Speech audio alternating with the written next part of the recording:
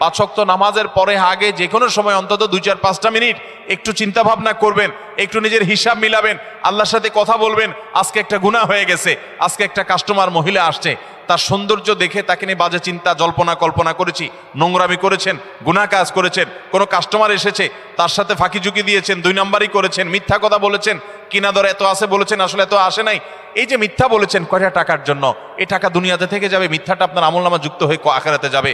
এইসব কথা চিন্তা করে আল্লাহর কাছে চোখের পানি ফেলে একান্তে, আল্লাহ করে ফেলেছি আজকে শয়তানের পালায় পড়ে, আল্লাহ খেয়াল ছিল না, আপনি মাফ করে দেন।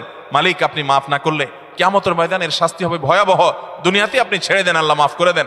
মাফ চায়া দুনিয়া থেকে ওইটাকে নিষ্পত্তি করেন, একটু চোখের পানি ফেলেন, সেজদায় পড়ে যান, 2 রাকাত সালাতুত তওবা নামাজ পড়ে আল্লাহর কাছে মাফ চান। এরপরের দিন আরো স্ট্রং করেন। এভাবে আপনি লড়াই চালাতে থাকবেন।